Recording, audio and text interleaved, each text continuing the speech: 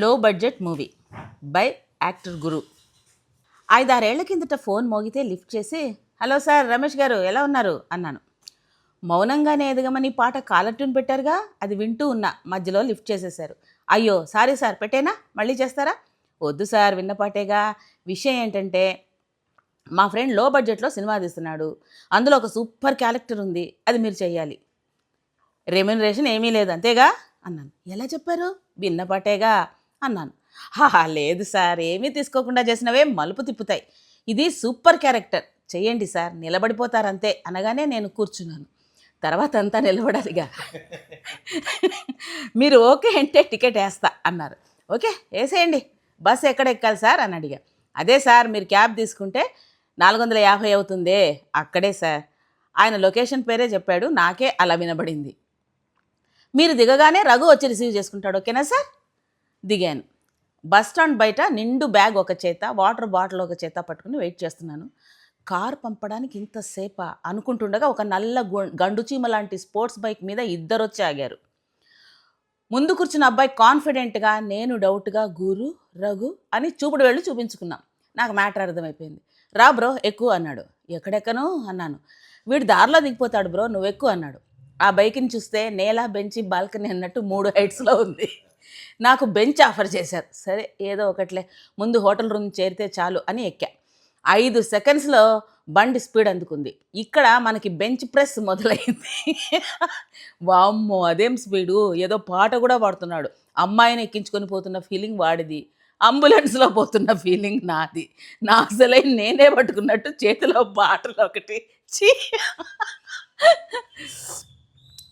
Bro how is our town bro అన్నాడు. అన్నాను. Bro ఈ బేకరీ ఇక్కడ ఫేమస్ బ్రో, శాండ్విచ్ సూపర్ ఉంటుంది, తింటావా బ్రో? వద్దు, ఆల్రెడీ అదే అవుతున్నాను. ఓకే బ్రో, టుమారో డబుల్స్ వచ్చి తిందాం అని గేర్ మార్చి స్పీడ్ పెంచాడు.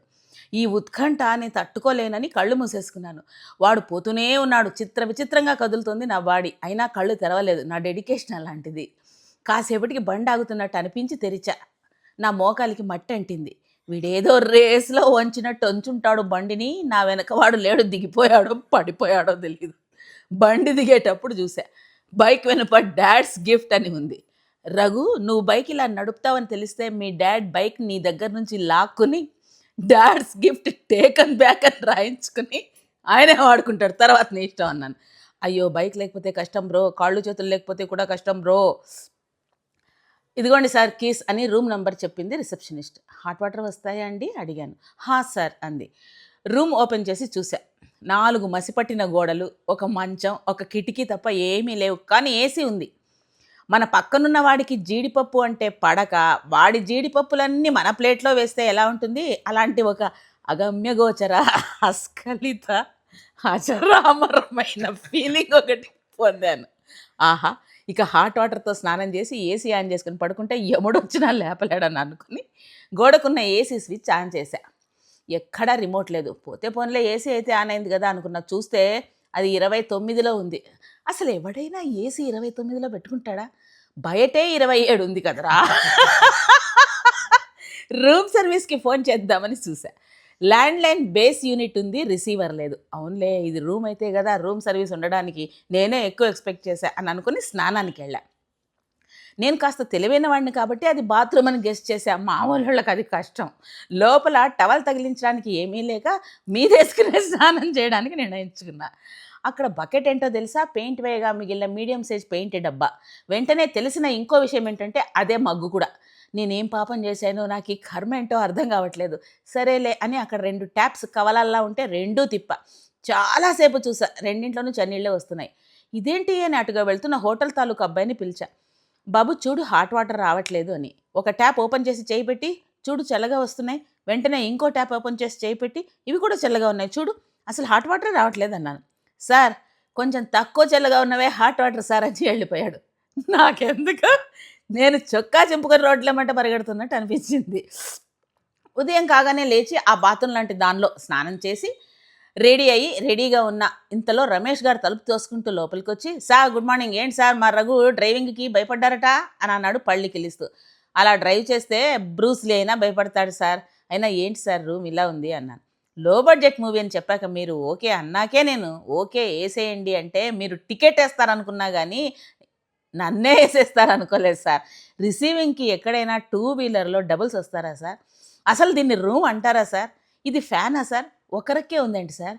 ఎవడు కనీసం చూసి కూడా ఉండడు సార్ ఇలాంటి ఫ్యాన్‌ని. ఆన్ చేస్తే గాలి సంగతి పక్కన పెట్టండి మట్టి రాలుతోంది సార్. ఇంకా ఇది పిల్లోనో లేక పిల్లో కవరో అర్థం కావడానికి నాకు 5 నిమిషాలు పట్టింది సార్. షూటింగ్‌కొచ్చినట్టు లేదు సార్. సూసైడ్‌కొచ్చా సార్ చేతబడికి కూడా బొమ్మకి చేస్తారు సార్. ఇక్కడ డైరెక్ట్ మనిషికే చేస్తున్నారు. రాత్రి మొహం మీద ఏదో పాకింది. అది నల్లో, బల్లో, పురుగో, పామో తెలియక రాత్రంతా టెన్షన్ సార్. దోమలు మొహం మీద విపరీతంగా వాలుతుంటే ఆ నల్ల హిట్ తీసి మొహం మీదంతా కొట్టుకున్నా సార్ ఫ్రస్ట్రేషన్‌లో. ఏమన్నా అయితే ఏంటి సార్ పరిస్థితి? అసలు ఈ హోటల్ పేరేంటి సార్? రాజహంస గ్రాండా? ఏముంది సార్ ఇక్కడ గ్రాండ్‌గా? బాత్రూంలో ఫ్లష్ నొక్కితే వాటర్ పడాలి కానీ ఫ్లష్ ట్యాంకే పడుతుందా సార్? ఎక్కడైనా దాన్ని మళ్ళీ పెట్టలేక చచ్చాను. ఇదేనా సార్ గ్రాండ్ అంటే? దీని పేరు రాజహంస గ్రాండ్ కాదు సార్. రోజు హింస గ్రాండ్ అని పెట్టాలి. రాత్రంతా ఏవేవో ఎక్కడెక్కడికో వెళ్ళి కుట్టాయి సార్. సార్ మీరు చాలా డౌన్ టు ఎర్త్ కదా! మీరే ఇలా అంటే ఎలాగండి? డౌన్ టు ఎర్తే సార్. ఇంకా ఇలాగే ఉంటే ఇన్‌సైడ్ ది ఎర్త్ అయిపోయేలా ఉన్నాను. సారీ సార్ మీకో విషయం చెప్పాలి. డైరెక్టర్ గారికి జ్వరం వచ్చిందట. అందుకని డైరెక్టర్ గారికి జ్వరం వచ్చిందా? ఆయనకి ఇలాంటి రూమే ఇచ్చారా? అవును సార్. మరి ఇలాంటి రూమ్‌లో ఉంటే జ్వరం ఏంటి?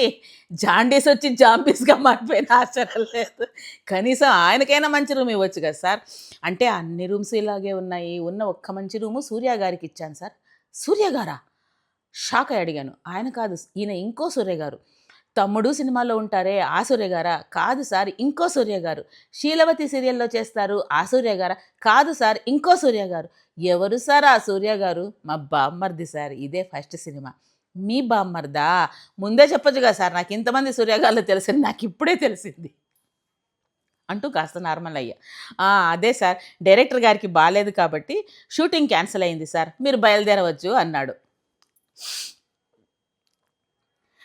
For the first time shooting cancel అనగానే ఒక అసంకల్పిత, అవాంఛిత, అఖండమైన అలౌకిక ఆనందం కలిగింది. బ్యాగ్ సర్దుకుంటుంటే ఫోన్ మోగింది. హలో సార్ గోపి గారు ఎలా ఉన్నారు అన్నాను.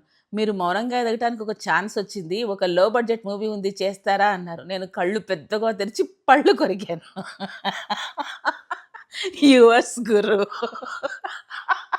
బాగుంది బాగుంది. ఇది బాగుంది. ఆ? అక్కడ బాగుంది. ఇది బాగుంది. బాత్రూంలో విషయాలు చాలా బాగున్నాయి.